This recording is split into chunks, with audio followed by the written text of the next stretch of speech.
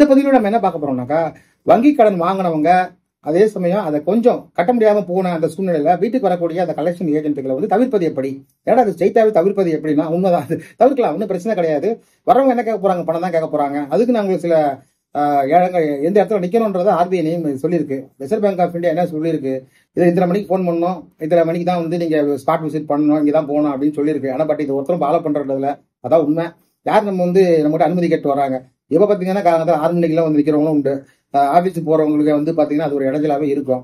வீட்டில் குழந்தை இவங்களெல்லாம் கிளப்பி விட்டுட்டு அதுக்கப்புறமா வந்து கணவன்மார்களே வேலைக்கு அனுப்புற பெண்கள் பார்த்தீங்கன்னாக்கா சந்திக்க வேண்டிய பிரச்சனையே வந்து பார்த்தீங்கன்னா கணவர் போனதுக்கப்புறம் வர்ற அந்த கலெக்ஷன் ஏஜென்ட்கள் தான்.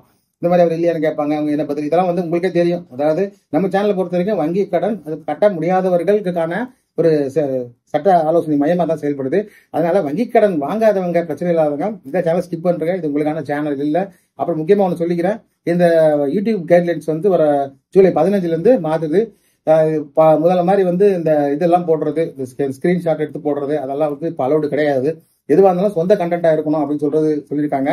நல்லதுதான், சொந்த கண்டென்ட்டா போடுறது ரொம்ப நல்லதுதான். நம்மளும் சொந்த கண்டென்ட்டா தான் போட்டுக்கிட்டு இருக்கோம். நான் தான் பேசிக்கிட்டு இருக்கேன். இப்போ ஏஐ ஜெனரேட்டட் வருது பார்த்தீங்களா, அதான் அலோவ் பண்ணக்கூடாது அப்படின்னு போட்டு ஒரு கம்யூனிட்டி கைட்லைன்ஸ் வந்து ஜூலை 25 தொடக்கமா இல்லை 15 தெரியல, 15 வந்து நிச்சயமா ஆரம்பிக்க போகுது. அதை பொறுத்த வரைக்கும் நம்ம வந்து ஏதாவது முக்கியமான விஷயத்தை பத்தி பேசணும்னாக்கா எனக்கு சொல்றது மட்டும் கேளுங்க. அதே போல கீழே வந்து டைப் பண்ணி போடுறேன், அதை நீங்க நெட்டை சர்ச் பண்ணி பார்த்துங்க, விஷயத்துக்கு வரும். இப்போ வந்து நம்ம என்ன சொல்றோம், ஸ்ட்ரைட்டா பாயிண்ட்டுக்கு வந்துடும். அதாவது வந்து வங்கி கடன் வாங்கினவங்க வந்து கலெக்ஷன் ஏஜென்ட்டை தவிர்க்கிறது எப்படி அப்படின்னு தான் வந்து டைட்டில் சொல்லியிருக்கேன். கலெக்ஷன் ஏஜென்ட்டை பொறுத்த வரைக்கும் ஆர்பிஐ அம்சம் மதிக்கிறதுல நான் எப்படி சொல்லிட்டேன்.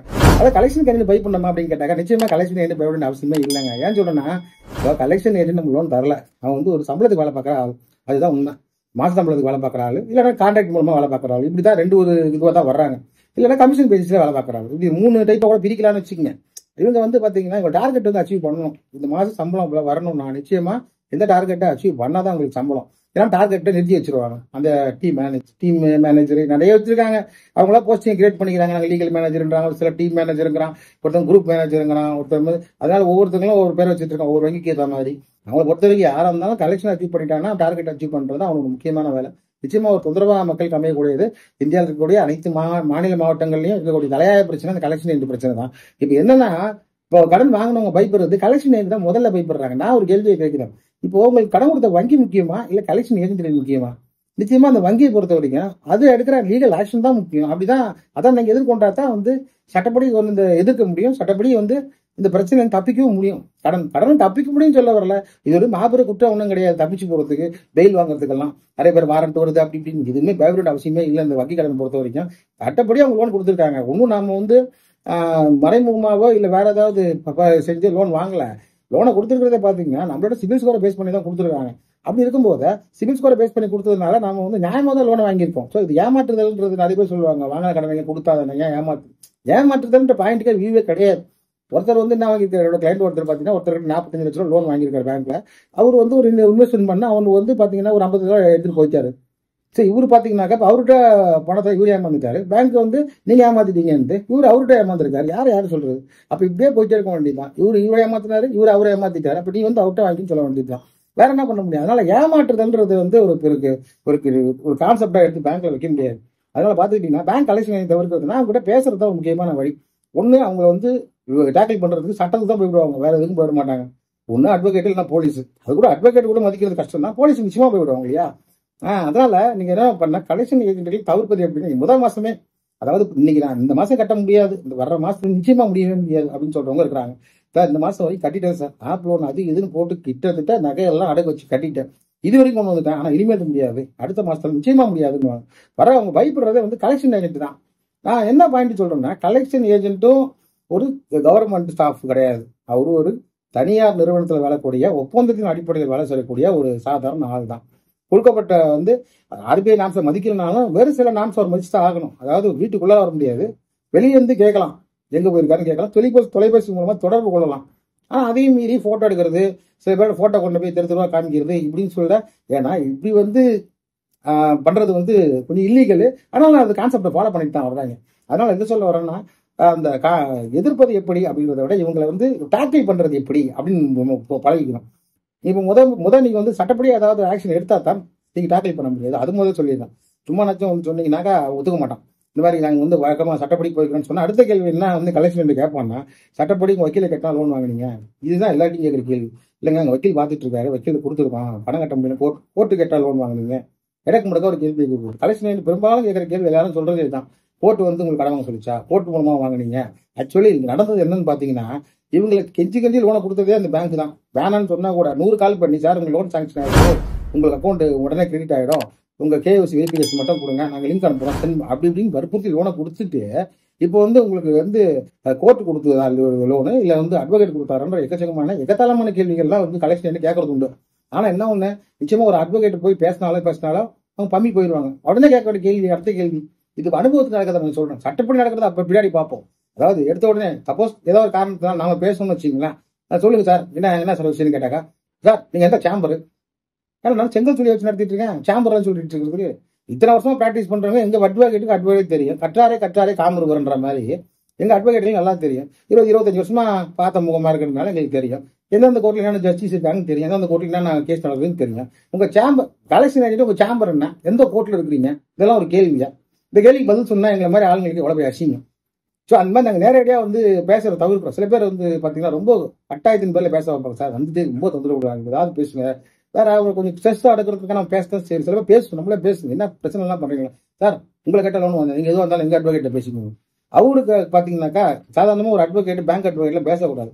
இங்க வக்கீல் பேசுறேன், இந்த மாதிரி ரிட்டையர்ட் ஜட்ஜி பேசுறாங்க, அவங்க ஒரு நாளைக்கு முன்னாடி ரிட்டையர்ட் ஜட்ஜி பேசுறேன் அப்படின்னு. அது போல அதெல்லாம் பண்ண முடியாது. இப்போ வக்கீல் பேசுறேன் அப்படின்னு பேங்க் சார்பாக பேசினா பயங்கரமான சட்ட விரோதம். ஏன் கேட்டுட்டீங்கன்னாக்கா, ஒரு பேங்க்ல இருந்து ஒரு அட்வொகேட் டைரக்டா ஒரு மக்களை மிரட்டக்கூடாது. அது வந்து ஏன்னா பொதுமக்களுக்கு ஒரு சட்டம் இல்லை, பொதுமக்கள் சட்டம்னு இருக்கா இல்ல, ஆனா வழக்கறிஞர் சட்டம்னு ஒன்று இருக்கு. 1961 போடப்பட்ட அந்த சட்டத்தின் பிரகாரம் பாத்தீங்கன்னா, ஒரு வழக்கறிஞர் வந்து தன்னோட பதவி, அதாவது வழக்கறிஞர் என்ற அந்த பேரை வச்சு பொதுமக்களை பயன்படுத்தக்கூடாது, பொதுமக்களை வந்து ட்ரீனிங் பண்ணக்கூடாது, அதை வச்சு மிஸ்யூஸ் பண்ணக்கூடாது, வியாபாரம் பண்ணக்கூடாது. இது சட்டங்கள்லாம் வழக்கறிஞர் சட்டத்துல வருது. அப்படி வர்றதுனால ஒரு வழக்கறிஞர் வந்து வங்கியில இருந்து பேசுறாருன்னா நிச்சயமா அது வந்து அவர் வழக்கறிஞரா இருக்கலாம், ஆனா வந்து பிராக்டிஸ் பண்ணாத, கோர்ட்டுக்கு வராத ஒரு வழக்கறிஞரா தான் இருக்கணும். அப்படிப்பட்ட சூழ்நிலையில இந்த கேள்விக்கான பதில் என்னன்னா, நீங்க வந்து சந்திக்க வேண்டிய முதல் பிரச்சனை வந்து இது இவரா கலெக்ஷன் ஏஜென்டா இருந்தாலும் கூட உண்மையான பிரச்சனை உங்களுக்கு அங்க இல்லை, ஆர்பிட்ரேஷன் தான் ஆரம்பிக்குது. அதனால சும்மா வந்து கடனை வாங்கிட்டு நம்ம வந்து கட்ட முடியாத சூழ்நிலையில சட்டப்படியான அதை தீர்க்கிற வழியை கொஞ்சம் யோசிக்கணும்.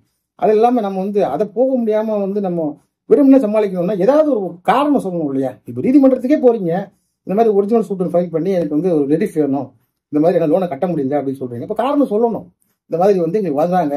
இப்போ நான் கூட ஒரு வழக்கில் பார்த்தீங்கன்னா எந்த காரணமும் இல்லை, அதான் ஒரு வற்புறுத்தின் பேரில் ஒரு வழக்கு ஒன்று நான் கோர்ட்டில் போட்டேன். என்ன வழக்குன்னா, இந்த லோனை வாங்கிட்டேன் நான் கட்ட முடியல, அதனால எனக்கு வந்து யாரும் வரக்கூடாது உத்தரவு கொடுங்க அப்படின்னு. நீதிபதி இந்த கேள்வி என்ன கேட்டார்னா, உங்களுக்கு என்ன பிரச்சனை தான் வந்துச்சு அப்படின்னு கேட்டார். பிரச்சனை வரல, நான் இனிமேட்டு வரும்போது பயமா இருக்கு அப்படின்றது அவரோட பேர் நம்ம கிட்ட சொன்னது. அப்படிலாம் போடக்கூடாதுன்னு ஏதாவது ஒரு பிரச்சனை சொல்லிதான் வாங்கணும், பிரச்சனை வரல அவருக்கு, ஆனா பிரச்சனை வந்திருக்கு அப்படின்னு சொன்னதுனால இந்த வழக்கை வந்து டிஸ்மிஸ் பண்ணிட்டாங்க. எதுக்குனாக்கா ஒரு காரணம் பிரைமா பேசி இல்லை அது. ஏன்னா ஒரு பிரச்சனை வந்தா தான் கோர்ட்டுக்கு வரணும், வழக்கு மூலம் இல்லைல்ல. எந்த வழக்கு கேஸ் ஆஃப் ஆக்ஷன் வேணுமே, கேஸ் ஆஃப் ஆக்ஷன் இல்லையே, எந்த ஒரு பிரச்சனை இல்லாத எப்படி கொடுப்பாங்க? இந்த ஒருத்தர பிரச்சனை பண்றாரு, அது பண்ணக்கூடாதுன்னு தான் கேட்க முடியும். Act of omission of commission தான் சொல்ல முடியும். இப்ப ஆக்ட் ஆஃப் ஒமிஷனும் இல்லை கமிஷனும் இல்லை, அப்படி இருக்கும்போது எப்படி அதை வந்து நம்ம வந்து வலியுறுத்த முடியும்? அதனால இந்த அளவுல பாத்தீங்கன்னா இந்த கேள்விக்கான பதில் முடியுது. வங்கி கலெக்ஷன் ஏஜென்ட் வரதா, வங்கி கலெக்ஷன் ஏஜென்ட் சமாளிக்கணும், நீங்க சட்டப்படியான முறையில வந்து அவங்களை வந்து நீங்க டைவர்ட் பண்ணணும். டைவர்ட் பண்ணணும்னாக்கா அதுக்காக அவர்களை வந்து தரக்குறவா பேசணும் நான் சொல்ல வரல. வந்தாங்கன்னா டீசெண்டா இது பாருங்க சார், கோர்ட்ல ஃபைல் பண்ணிருக்கோம், இது வந்தாலும் அட்வொகேட் பேசிங்க, அப்படி பேச முடியலையா காவல் நிலையம் வாங்க போவோம், இந்த மாதிரி அவர் நாங்கிட்ட பேசணும்னா அவங்க கொஞ்சம் வந்து பின்வாங்க வாய்ப்பு இருக்கு. ஏன்னா என்னடா அது வக்கீல் போலீஸ் அவரை பொறுத்த வரைக்கும் மிரட்டியே பணம் வாங்கலாம் தான் வருவாங்க. பெரும்பாலும் கலெக்ஷன் ஏஜென்ட்கள் வந்து நீங்க எப்படி வேணா போங்க, எந்த பேங்க் வேணா கட்டாம போங்க, எங்க பேங்க் கட்டிடுங்க, என்ன டார்கெட் முடிங்கன்னு தான் வருவாங்க. அவங்க மூளை செலவி செய்யப்பட்ட இயந்திரம் மாதிரி மாறிட்டாங்க வர வர. ஏன்னா அவங்க பொதுமக்கள் தாங்கிறத மறந்துடுறாங்க. கலெக்ஷன் ஏஜென்ட் தானும் அந்த மக்களோட ஒருத்தர் தாங்கிறத மறந்துட்டு அவங்க பேசுற அந்த பேச்சு, அவங்க பேசுற அந்த நடவடிக்கை எல்லாமே தான் டார்கெட்டை முடிச்சு அவங்க ஃபேமிலி வந்து இருக்கணும், அவங்க ஃபேமிலிக்காக உழைக்கிறாங்க. அப்பயே சொல்லல, இந்திய நாட்டில் யார் வேணாலும் எங்க வேணாலும் போய் உழைச்சி சம்பாதிக்கிறதுக்கான முழு உரிமையும் நம்ம இந்திய அரசியலமைப்பு சட்டம் கொடுத்துருக்கு. ஆனா அதே சமயம் இந்த வங்கி கலெக்ஷன் ஏஜென்ட்டுகளை சமாளிக்கிற வழிமுறைகள் என்னன்னு பாத்தீங்கன்னா, நிச்சயமா நீங்க லீகலா ஏதாவது ஒரு ஸ்டெப் எடுத்திருக்கோம். இது பாகம் 1 போடுறேன், இதுக்கப்புறம் பாத்தீங்கன்னா பாகம் 2, பாகம் 3, பாகம் 4 வரும். ஒவ்வொன்றும் வித்தியாசமா டைட்டில் வந்தா கூட எல்லாமே இந்த ஆரம்ப ஸ்டெப்ல இருந்து ஆரம்பிச்சு எப்படி கடன் தள்ளுபடி வரைக்கும் போறது அப்படின்றத சொல்லியிருக்கேன். பட் இது ரியலா பிராக்டிகலா வருமானு பாத்தீங்கன்னாக்கா, என்னைக்குமே ஒன்று பாத்தீங்கன்னா அனுபவ ரீதியா சொல்றதுதான் வந்து பாத்தீங்கன்னா என்னைக்குமே நிலைச்சு நிற்கும். சட்டங்கள் வாயிலா இருக்கிறது சில சட்டப்படி சொல்லிட்டு போயிருக்கலாம். ஆனா ஒரு 20 வருஷமா நான் கண்காணித்து வந்த இந்த வங்கிகள்லாம் வந்து என்ன பண்ணாங்க, இப்ப என்ன பண்ணிட்டு இருக்காங்க, இனி என்ன பண்ணுவாங்க, இது முக்காலமா எங்களுக்கு தெரியும். முக்காலம் உணர்ந்துருவீங்கிறதுனால தான் என்னால் வந்து ஃப்ரீயா பேச முடியுது. இவங்க என்ன பண்ணுவாங்க, இப்போ நான் சொல்றதெல்லாம் உங்க வாழ்க்கையில் நடந்திருக்கும். அதாவது கடன் வாங்குறவங்க கட்ட தவறுகளுக்கு இந்த பிரச்சனைலாம் வந்திருக்கும். அப்படி பிரச்சனை வரும்போது அதை எப்படி சமாளிக்கிற வழிமுறையை அந்த பாகம் ஒன்று சொல்லியிருக்கேன். இது உண்டான டைட்டில் முன்னாடி சொல்லிட்டேன். அதாவது வங்கி கடன் பெற்றவர்கள் கலெக்ஷன் ஏஜென்ட்களை தவிர்ப்பது எப்படி அப்படின்றத பாகம் 1 தான் சொல்லியிருக்கேன். 2, 3, 4, 5 வருது. தொடர்ந்து லிங்கை வந்து ஷேர் பண்ணுங்க. நீங்க அதே சமயம் அந்த பாகங்களை பாருங்க, அடுத்தடுத்து வருது. நன்றி.